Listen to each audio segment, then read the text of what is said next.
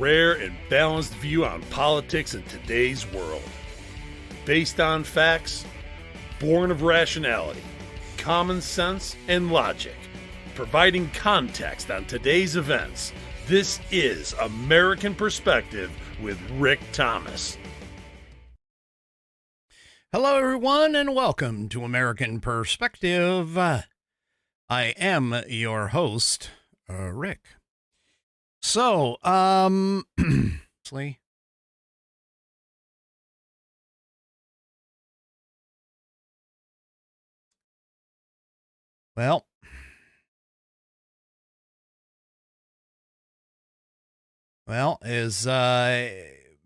are we back? Ugh, it's bouncing again. Well, are we back? Yeah, that was, once again, here we go. Let's see. Okay, that was Becky.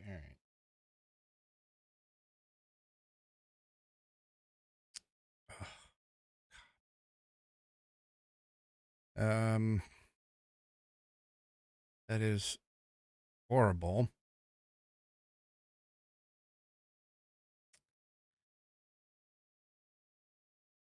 Okay, let's see if the connection flattens out here. Hold on. We got to see if the connection flattens out for the video. It looks like it might. Connections. Hello. I'm watching. It looks like it's my my connection, my internet. Just give me a second. Hopefully this stays stable here. Yeah, we'll see. No, it's not you guys. It's not you guys. It's my connection. Hopefully that that fixes things. So I'm watching it. The audio portion of the program is going to get the entire thing here, but there we go. All right. It looks like we're good. It looks like it's coming back. So, or it's back. So, so there we go. All right. Everybody's back. Okay. Oh, I just realized I did not switch the pledge person around. Hold on. Let me get to that while we're waiting on the stability. There we go. All right. Okay, there we go. Now it looks like things have stabilized a little bit. So there we go. All right. So tonight's Pledge of Allegiance will be led by none other than Buddy Weiser. So if you are of mine, please stand, remove your hat, if you're wearing one, and follow along with Buddy as he recites the Pledge of Allegiance.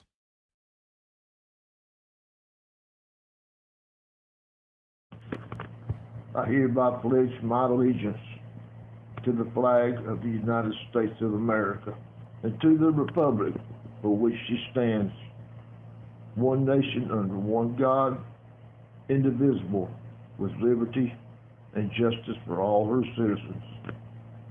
So help me God.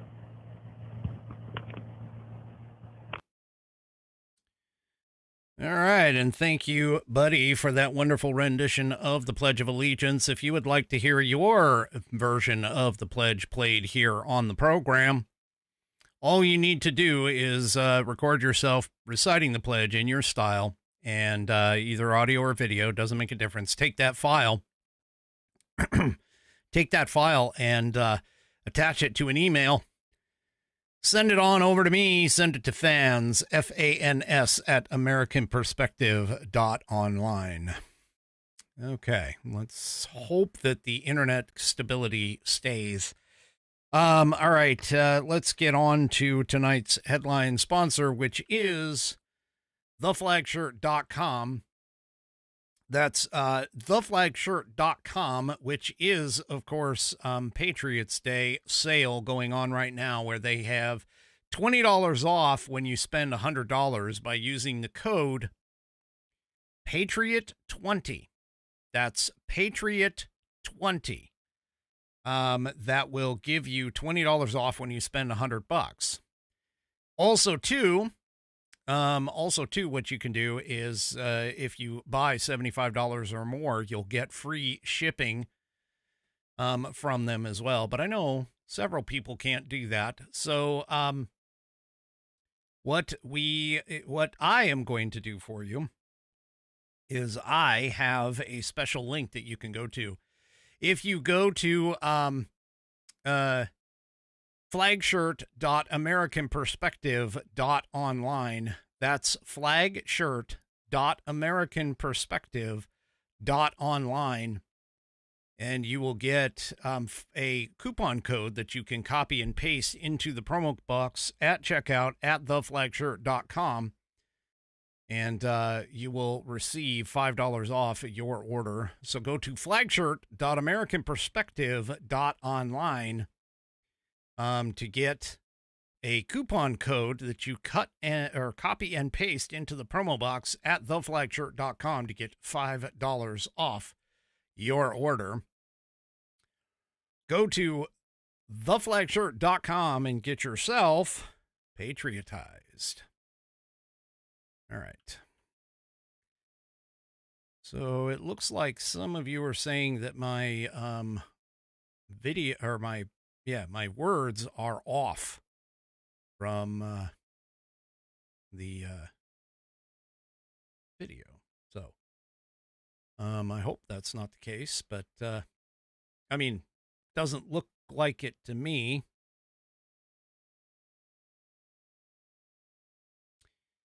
Okay, yes, I do see that.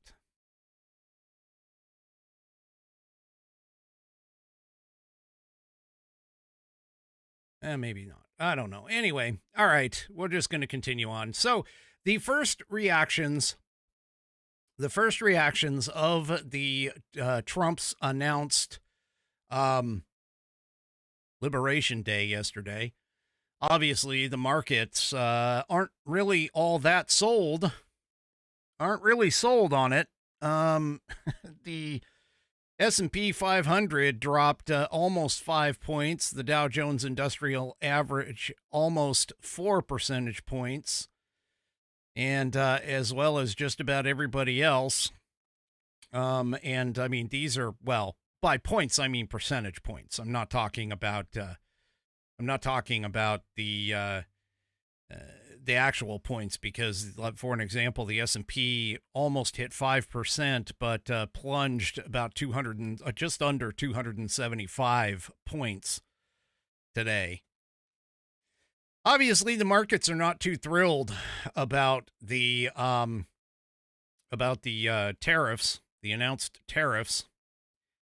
But again, that's initial impressions. Initial impressions are going to be what they're going to be. So we're going to have to watch the market, obviously, as it goes. And as I've been telling you across this program, the market has been heading toward essentially toward a market correction anyway. So, I mean, this could be a positive or a negative, depending upon which way you want to look at it, however you want to call it. But anyway, the point being is that,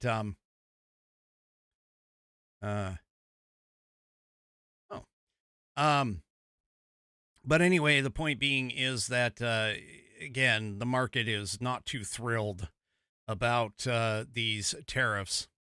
Now, that being said, world leaders, some of them anyway, are not too happy about the tariffs either. Global leaders reacted to Trump's Liberation Day tariffs, some of them with disappointments, some of them with threats, and others with calls to negotiation. So, for an example, several of the U.S. allies articulated their frustrations with the tariffs, this according to Fox News. They also expressed a lack of interest in launching trade wars, and many called for negotiations with the U.S. for new trade agreements. Now, one of the things that's kind of interesting about this is the fact that there's some question in terms of the constitutionality of what Trump is doing, because technically Congress is supposed to be making these changes, not necessarily Trump. So there is some question in terms of the again, whether or not Trump is going against the Constitution on all of this. But that being said, the European Commission President Ursula von der Leyen called the tariffs a major blow to the world economy, but she also called out for countermeasures, but she didn't specify what those countermeasures would actually be. China's foreign ministry pointed out, according to the Associated Press, there are no winners in trade wars and tariff wars. According to Reuters, Beijing also planned to take, quote, countermeasures. Trump obviously has been tough on, been tough on China anyway. It was already hit with a 20% tariff this year. China's now supposed to face a 34% reciprocal tariff, in addition to the 10% baseline imposed on all the listed nations.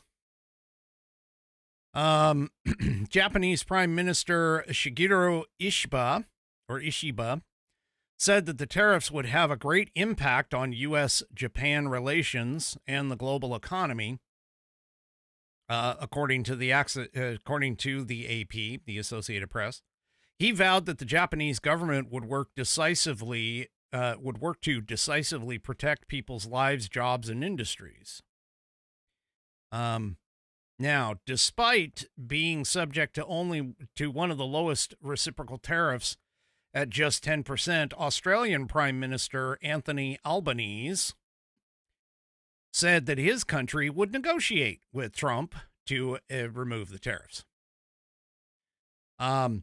He basically said, according to Reuters, we will not join a race to the bottom that leads to higher prices and slower growth. So again, many of these are going now.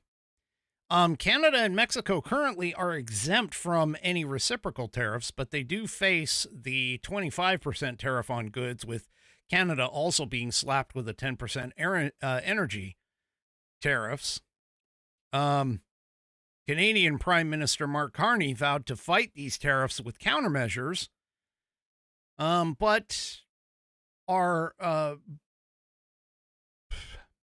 what do I call this? The country to the south of us that shares part of our continent, or shares our continent, they announced that they would have a comprehensive program on Thursday, but didn't actually specify what that was going to be. So, there's, again, mixed reactions across it. Speaking to reporters, the UK Prime Minister, Keir Starmer, did not criticize Trump. Rather, he said that the U.S. president was acting on his mandate. However, he also said that nothing is off the table. The Prime Minister assured that his government is working to make an economic prosperity deal with the U.S. Now, we already know that Israel has lifted all tariffs on U.S. goods. Trump still announced a reciprocal 17% tariff on Israel, though, which, I mean, again, doesn't quite make sense of it. But anyway, Israeli's finance minister, Bezalel Smotrich, said that his office was analyzing the implications for the economy. He also said that he would meet with the finance ministry in Israel to discuss possible responses. So they're all, the responses are kind of off the board, all over the board. Well, I mentioned Mexico. Mexico did say that they would be looking at other ways to navigate the imminent tariff war, is what they're calling it. But that the Mexican government was not planning on imposing retaliatory tariffs if Donald Trump's proposed duties go into effect. So Scheinbaum first indicated this course of action earlier this week on Tuesday. Mexico has previously vowed a comprehensive response to Trump's tariffs, sticking to a strategy of prioritizing dialogue. But Scheinbaum also said on Tuesday, we do not believe in an eye for an eye, a tooth for a tooth, because that always leads to a bad situation. She added that, of course, measures are being taken in Mexico because measures are taken on the other side, but the dialogue must continue. President Trump's stance on tariffs has raised speculation and debate since he's began his second term in January. So we're just going to have to kind of see, again, we're going to have to kind of see what is going to happen moving forward with all of this. So anyway, Mexico's economy, according to Town Hall, is considered one of the most vulnerable to Trump's tariffs due to its close trade relations with the United States. The Latin American nation is home to many foreign-owned vehicle assembly plants operated by companies including Ford, GM, BMW, Volkswagen, and Toyota. More than 80% of the Mexican exports go to the United States, including around 3 million vehicles a year. Now, the tariffs on autos was held off until today. The tariffs on auto parts won't go into effect until May 3rd, according to the reports coming from the White House. Now, that's assuming, of course, that all of this actually gets implemented the way that Trump has laid it out. There's still some question as to whether or not that's going to happen.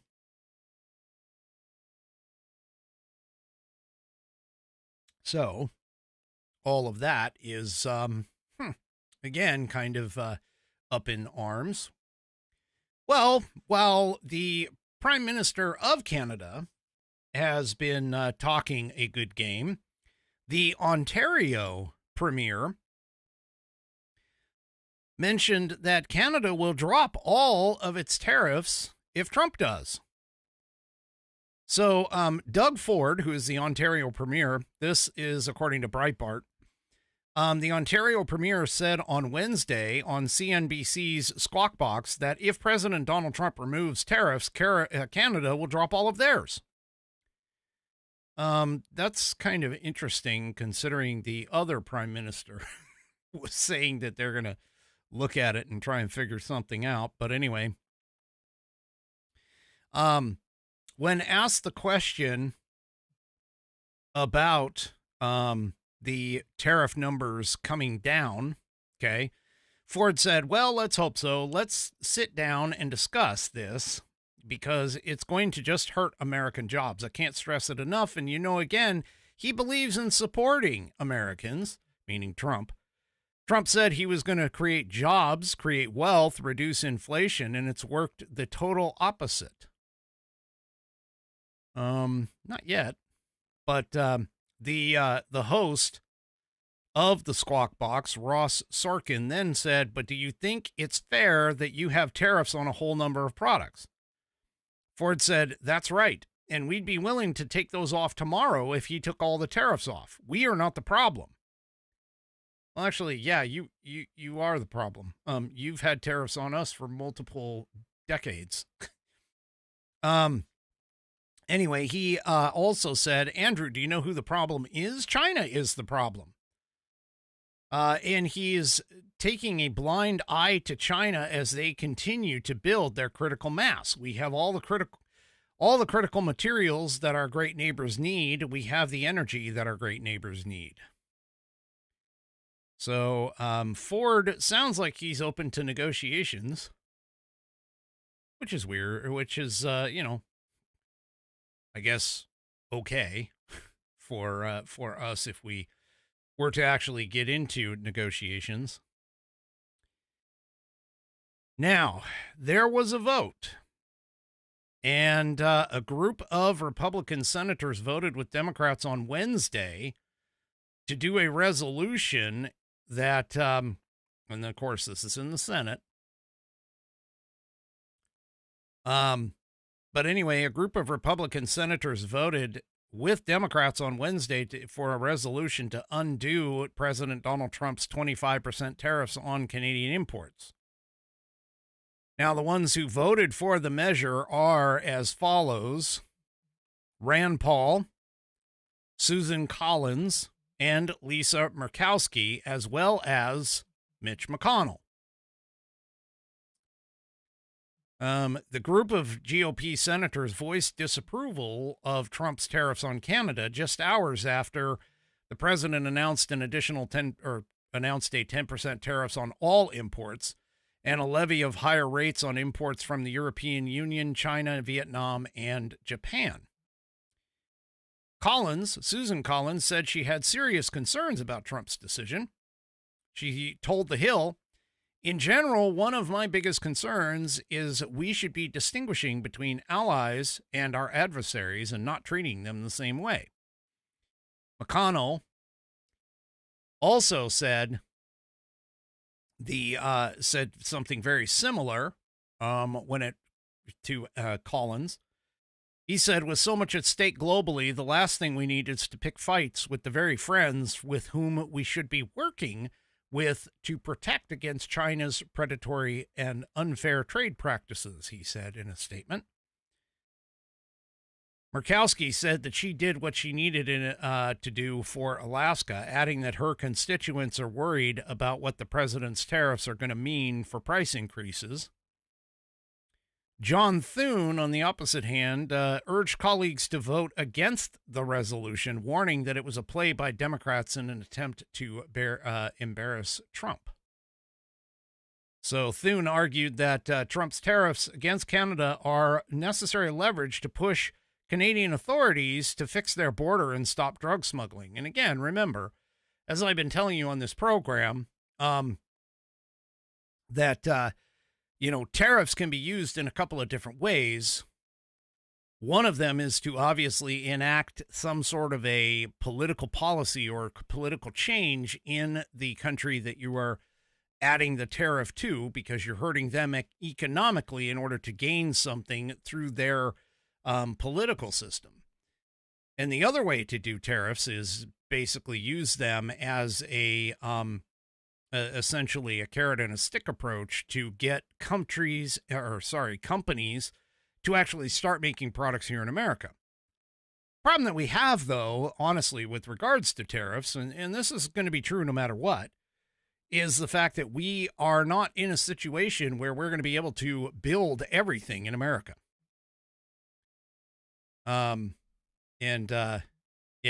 So that's going to be interesting across the board. Again, we're going to have to watch and kind of see how these tariffs go. As I told you last night, I'm cautiously optimistic that these things are going to actually do what their intended target actually is.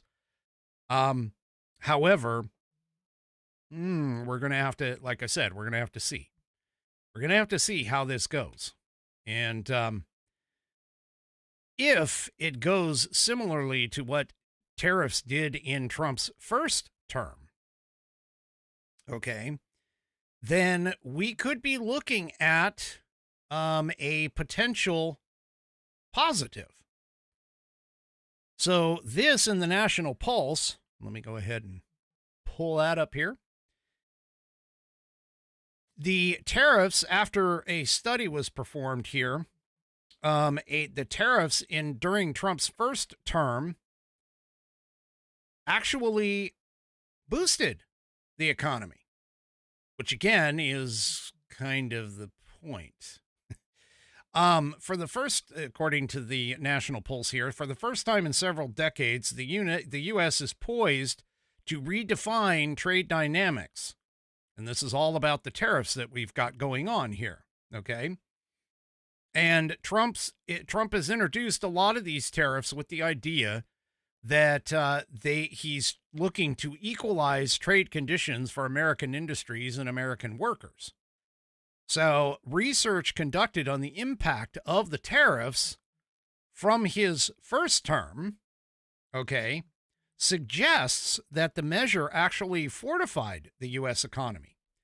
So there was a 2024 study that highlighted that tariffs resulted in significant reshoring in business sectors such as manufacturing and steelmaking, while a 2023 International Trade Commission report revealed that tariffs curtailed imports from China and promoted local production, which again is the entire point. The report indicated a minor downstream price effect, aligning with findings that were by the Economic Policy Institute, which emphasized that the tariffs did not exacerbate inflation at the time and had a negligible impact on prices overall. From the report, following the implementation of Section 232 measures in 2018 and prior to the global downturn in 2020, meaning COVID, U.S. steel output, employment, capital investment, and financial performance all improved, according to the Economic Policy Institute. This period saw U.S. steel producers commit to over $15.7 billion to new or upgraded facilities, generating approximately 3,200 jobs.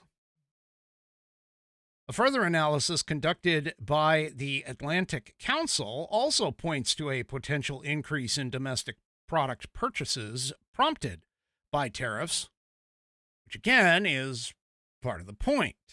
As I've explained to you on this program before, tariffs on imports generally change people's purchasing options.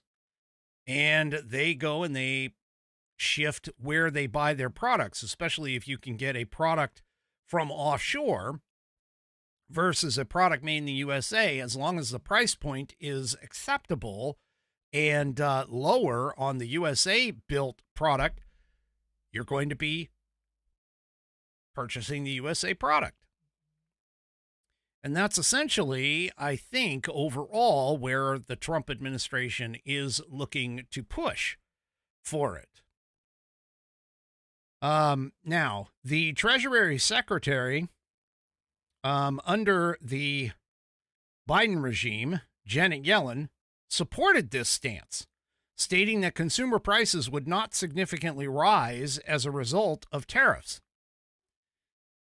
So a separate 2024 economic analysis projected that a global 10% tariff could stimulate $728 billion in economic growth, create 2.8 million jobs, and lift real household incomes by 5.7%, not 57, but by 5.7%.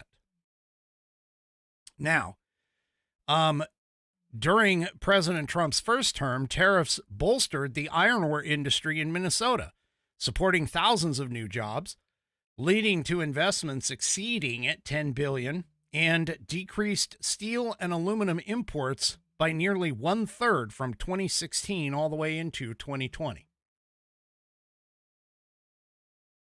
So that's what we're looking at here, folks, is a potential for a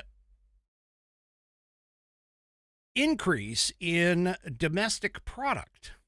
And again, that is one of the resulting desired results of tariffs.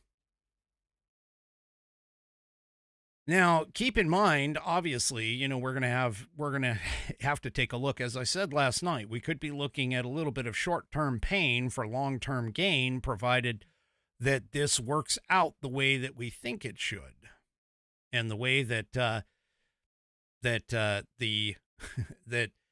the country is hoping that it will. And you can't just sit here and stare at the stock market, because, of course, the stock market goes up, the stock market goes down, and as of right now, and I've pointed out this multiple times on this program, that the stock market itself is overvalued as it stands right now. The PE value is much higher than what's happening overall. But the thing about it is, though, is again, we're going to have to monitor this closely, because if the tariffs go the wrong way, that could spell a bit of a problem for Donald Trump. Donald Trump has made, and the administration has made, several wins in the areas that he has always been talking about. So there is a question, though, as to whether or not the economy, which was the number one reason why people voted for him, was to fix the economy.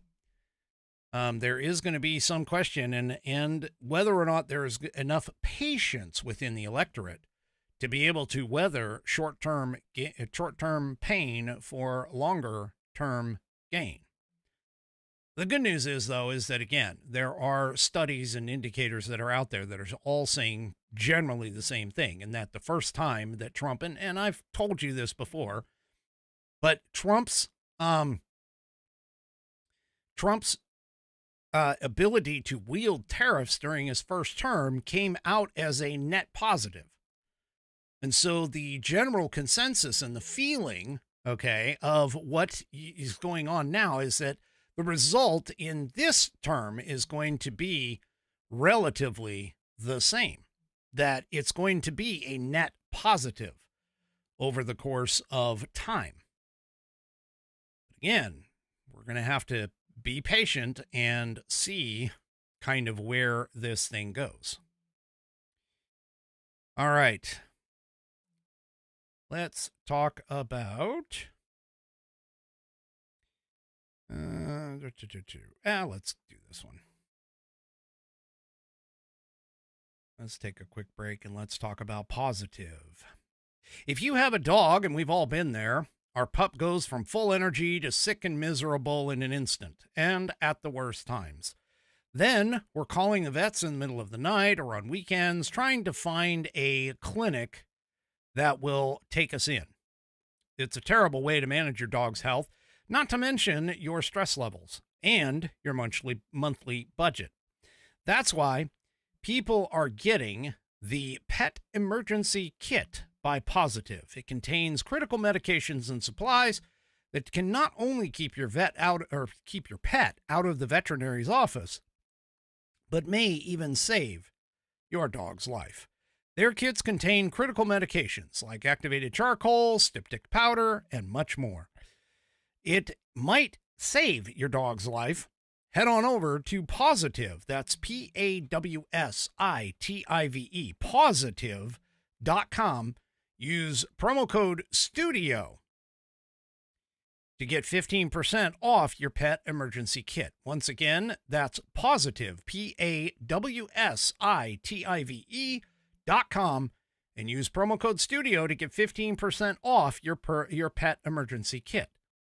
That's positive.com. Use promo code STUDIO and get 15% off the pet emergency kit. All right.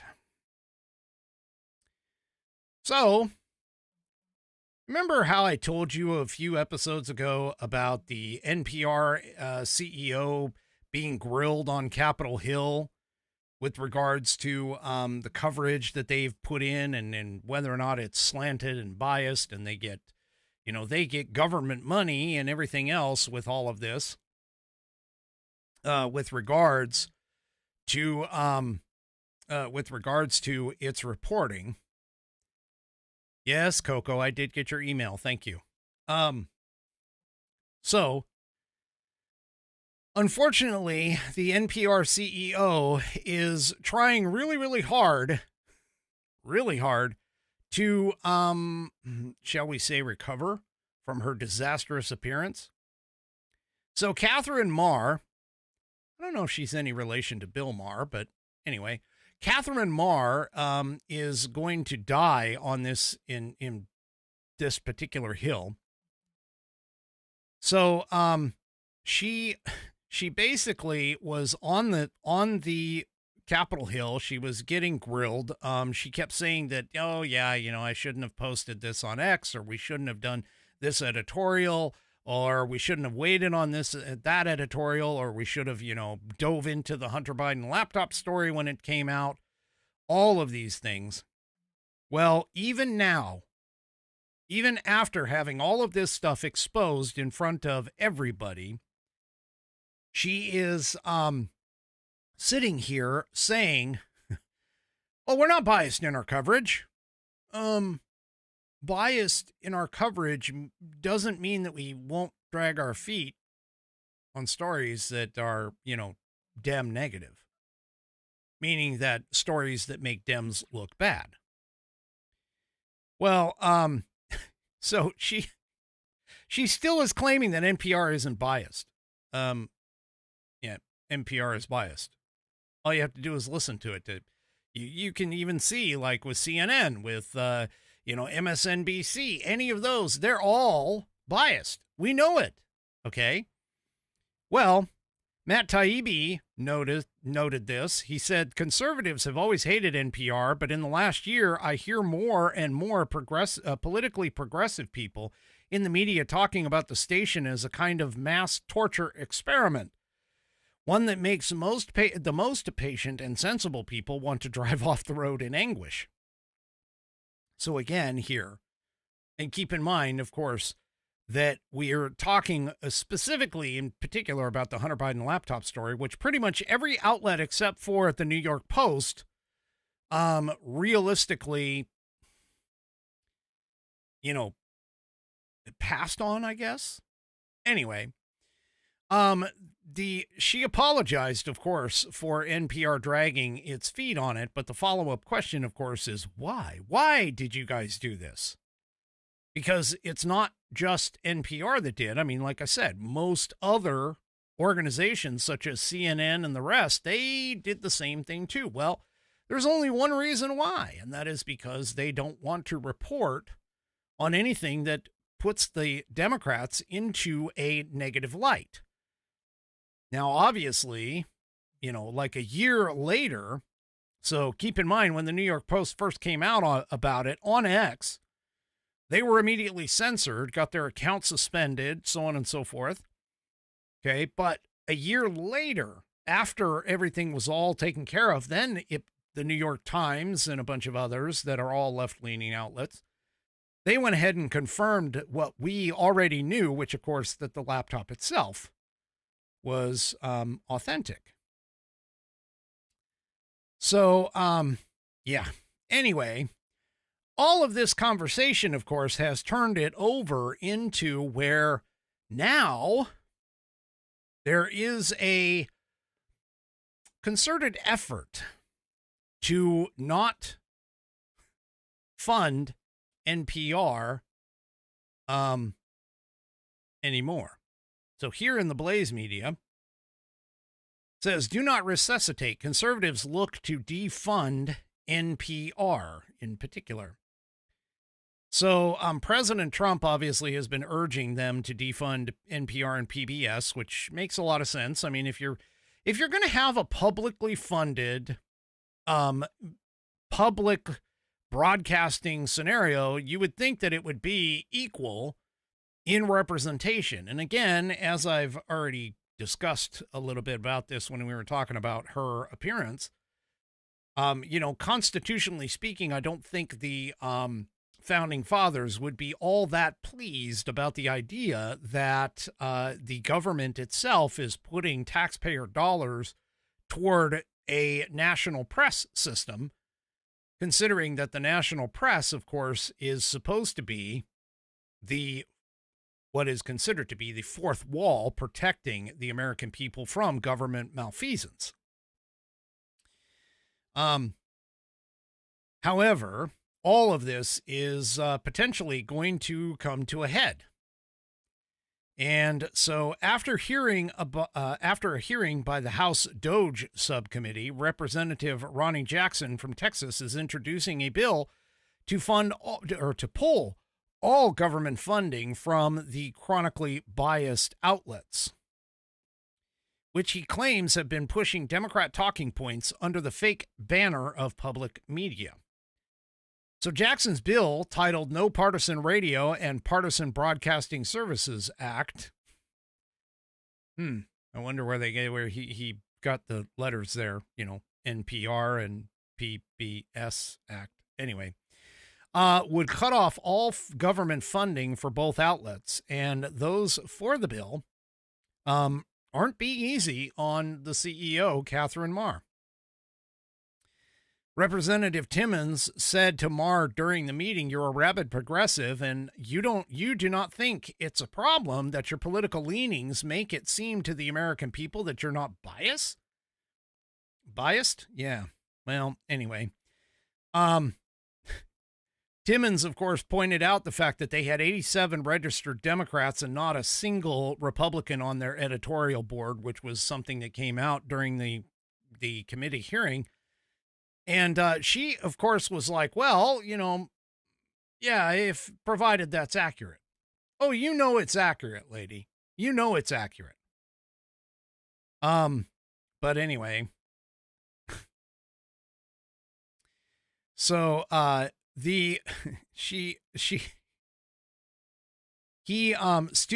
well, wait a minute. Stu Does America by Stu Bergier, pointed out that a 60-40 would even be a concern, or maybe 55-45 would be a bit of a concern. 65-35 would be a real concern. But 100% being all Democrats, yeah, that's provided. That's a plan. That's what they are. That was their point of the whole thing. And we know this because of all the bias at the mainstream media. I mean, I've talked about this on the program over the course of the last, 5 years. Talked about the coverage of Joe Biden versus the coverage of Donald Trump. Here's a perfect example. We were bombing the Houthis in Yemen. We've been going after the Houthis in Yemen. We've bombed them in Yemen. There hasn't been hardly any conversation about that action other than Signalgate, which Signalgate isn't really it wasn't really a, what would you call a problem necessarily. So, yeah. Anyway, so we'll see what happens, but it looks like at least the some Republicans in Congress are paying attention. Now, I personally, PBS does do fundraising. They get corporate as well as private funds. They do a fundraising telethon every year. NPR, I don't believe so. I've never really listened to NPR. But they do, PBS does get funded by more than just money from the government. But again, all of that being said, if you're being funded by public funds, you really shouldn't have much of a political slant on any of your stuff necessarily, unless of course you make it overt like this show and many other commentary shows will actually present themselves that way. All right. Well, here's a positive for things that are going on in terms of the Democrats, getting in front of Republicans. Dems went ahead and held a press conference outside of the Education Department. And Linda McMahon, the education secretary, she decided to crash it. Yeah, she showed up at the Education Department's press conference, the Democrats' press conference in front of the Education Department. And, she, let's just say she kind of turned the tables on them. So this is about a 2-minute and 40-second video, but let's go ahead and take a listen to what happened here. Along a corporate model without a plan and without an effort to really protect our students. Okay, so starting off, this is a Democrat spokesperson. Don't know her name, but this is a Democrat spokesperson. So we want to be clear about that. I want to say one other thing, the mood in the room, it was very collegial. We are extraordinarily grateful to the secretary that she joined us. Thank you. She's here. Perhaps I should give her the podium. We're extraordinarily grateful that the secretary gave us the space to have these conversations. But with all due respect, madam, I think my biggest concern is that the states will not be able to protect the programs and services that you would like to devolve with them. Good morning, everyone. Thanks so much for coming. And I just want to express my gratitude to all of these folks who came today so that we could have an open discussion about what I believe is one of the most important things that we can have a discussion on or action on in our country, and that is the education of our young people. As Representative Tanaka said as we were ending the meeting, which I thought was incredibly appropriate, and that is that this is not a partisan issue. This is about the children of America. And it's the next generation, the generation after that. And if we want to have our leaders, if we want to have that next group of engineers and doctors and lawyers and plumbers and electricians and HVAC operators, then we need to focus on how they can best have their education. Now, I just want to point out, while she's standing here at the podium, on her left, our right, is the gentleman that she is talking about. The Tanaka, who she is referring to in this. So he is standing right to her left, our right, as we're looking at this. And I believe, and I know the president does believe this as well, the best education is that is closest to the child, where teachers and parents, local superintendents working together, and local school boards to develop the curriculum for those students is the best way that it can happen. Funding from the United States government will continue through the programs that have already been established, and I will look forward to continuing to work with members of Congress on both sides of the aisle, and I welcome the fact that these folks came today and expressed their concerns and shared in an open, collegial format their concerns and how we can lead now to work more together. That's the way it ought to operate. And I'm very happy to have had them here. So I'm gonna let them answer the questions. I just wanted to come out and have. While you're here, can you just answer the question? When are you going to shut down this building? Well, we've had our discussions already. So thank you all very, very much for coming. Thank you all. Okay, so obviously this press conference is after the Democrats that are standing, here in the video. They all had a conversation, as was described in the beginning before Linda McMahon took the podium. They all had their discussion. They were at the round table. So all of these people know the answer to the question. What the Democrats are trying to do here, of course, is embarrass the Trump administration in particular, but also, in this case, Linda McMahon. Well, Linda McMahon wasn't having anything of it. She essentially, there at the end, when Tanaka got into her, we'll call it into her face, she basically said, well, we've already had those discussions, so she's not, saying anything. Here's what Tanaka did after McMahon left the podium. As you see, she's not answering the question when she's going to shut down the Department of Education. She doesn't know. She doesn't have a plan. And while she doesn't have a plan, well, he kept going on the idea that she doesn't have a plan, she doesn't know, so on and so forth. Yet that her impromptu speech, or however long it was, sounded a little like she does have a plan. She does have a plan. She knows what she's doing here. She is attempting, once again, to put the power of the education down into the hands of the actual people who are closest to the problem. The ones that are in the states and the ones that are down in the trenches, in the starting place. Because let's be honest here, regardless of what you want to say about the Department of Education and what it's been doing and whether or not it's even constitutional, which I've maintained it's not. But the question has consistently come up since the Department of Education was formed, When has American education been up in the upper echelons of the rankings in the world? We haven't been. It's been dropping pretty much ever since the Department of Education was developed. That would be an indication, I think, for a lot of people, that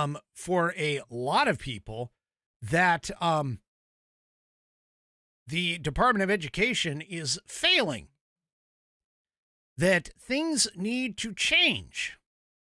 I mean, even now we have entire school districts, entire classes of children within entire school districts that can't even pass grade level examinations. And I'm talking about large school districts here. We're not talking about like, Podunk, North Dakota, South Dakota, whatever. We're talking about Baltimore, Chicago. Those two places in particular are the ones that I can remember that they can't even pass reading and math at grade level. And these are large school districts that have had exorbitant amounts of money passed into those school districts. And they can't seem to, whatever they can do, they can't seem to, the more they throw money at it, it doesn't seem to help. So it's not a money problem here, people. This isn't a money problem. This is a different problem. And the problem, honestly, in my opinion, is the federal government doesn't need to be sticking its nose into this. Constitutionally speaking, it shouldn't. But this entire situation, in terms of all of this entire situation is literally that you can't throw money at a problem and always fix that problem with that money. Now, some of my well-informed rumblers over here. So Bonnie points out the people are saying that special needs children are suffering from this. And of course, Coco Dominky pointed out that those people are being misled. It will not hurt special needs because special needs is state funded anyway. So there you go. I mean, realistically, the vast majority, honestly, is funded by the states. In fact, in most states, it's the property taxes that go to the schools. But I've even seen like even some local school districts here within my state that are definitely top heavy, way top heavy, meaning the fact that the administration and the overall administrators, the number of administrators, are being overpaid, while teachers and the actual classrooms are underfunded. In some cases, some teachers are not. Believe me, there are cases where teachers are making quite a bit of money, but the actual dollar per dollar at the student level ends up being where the administration of the school district is getting the lion's share of the incoming money versus what it should be, which is that the kids down at the bottom should be the ones that are getting that money. All right. One last article here before we break for tonight. You know how the recruiting numbers have been going up for the Army, the Navy, the Marines ever since Donald Trump stepped into office? You know how all of that has been showing positive improvement? Pete Hegseth, of course, has put on has implemented a specialized physical fitness plan for the for their combat roles. And notice that I said it wasn't separated for men and women. It was one standard across the board for anyone who's going to be in combat. But it's not the military. It's not just the military that is gaining a bump in all of this, because apparently the American people are very happy with and are proud, in some cases, to have strong leaders. And the FBI itself is no exception.